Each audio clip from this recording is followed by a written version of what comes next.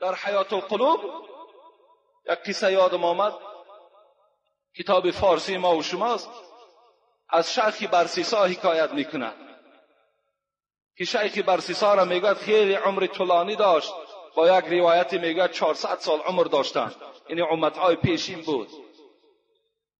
60,000 مرید داشت میگوید. بسیار عابد بود، بسیار شیخ کلام بود. حتی میگه چنان عبادت‌های داشت که فرشته‌های الله به سوی الله ذکر او را میکردند که پروردگارا چگونه یک بنده صالح داری. خداوند میگفت آن علمی را که من دارم شما نمیدانید، انا همین برسیسا از دنیا به ایمان میرود. همین برسیسایی که میبینید در عبادت او تعجب دارید، مفتون عبادت او شدید، انا همین برسیسا به ایمان میرود. فرشته ها گفتن پروردگارا آن چیزی را تو میدانی ما نمیدانیم.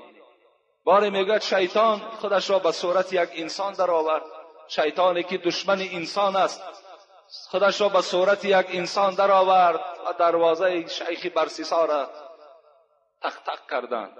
حضرت برآمدند، دیدن، گفتن خدمتی هست. گو میخواهم که در همون عبادتگاهی که تو داری خدا را عبادت کنم. من تو را بسیار دوست می‌دارم، بسیار احترام میکنم، بسیار آدم مشهور و معروف هستی. شیخ برسیسا گفت مرحمت، گفت محراب خالی است، عبادت کن. 3 روز شیطان در این خانه برسیسا میگوید عبادت کردند. این قصه را من برای چی میارم؟ برای که همون انسانایی که مردم حقیر میشمارند، مردم ناپسندی میکنند، به مردم توجه ندارند، چه از حساب پولداریشان، چه از حساب نسب و اجداد و شیخ و ملا بودنشان، من به او خاطر میارم که از خاتمه ترسیدن در کار. میگوید 3 روز شیطان در محراب شیخ برسیسا خدا را عبادت کرد. شیخ برسیسا عبادتهای او را دید، خود در حیرت ماندند و از او پرسان کردند چه عبادتی عجیب داشته ای؟ من اینقدر خدا را عبادت میکنم، لکن در یک عبادتی تو گفت عاجز آمدم. گفت در کدام عبادتم؟ گفت 3 روز تو نه آب خوردی و نه طعام خوردی. شیطان نمیخورد.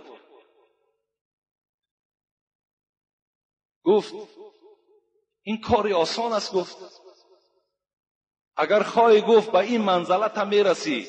گفت چیکار کنم؟ گفت من یک انسانی بودم، یک گناه وزنی کردم.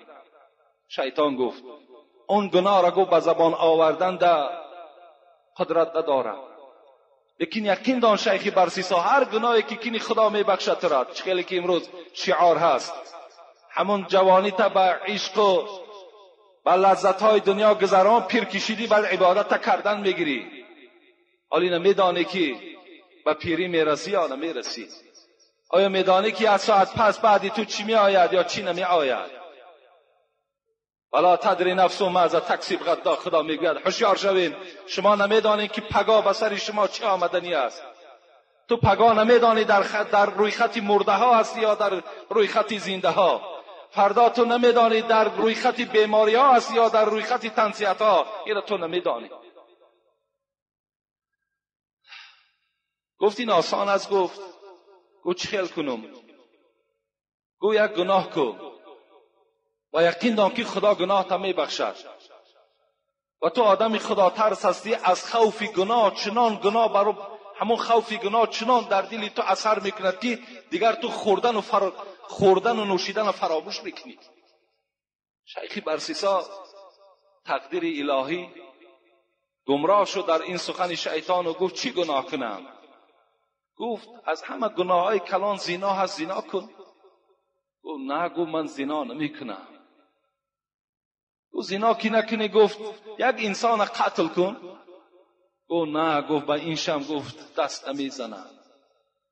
گفت خیلی از همه در عادی ترینش گفت همین عرق هست، عرق نوش، خمر خور و بعد این توبه کن و خداوند چنان خوف را در دل تو جا میکرد که دیگر نه خوردن به یادت میزند و نه نوشیدن.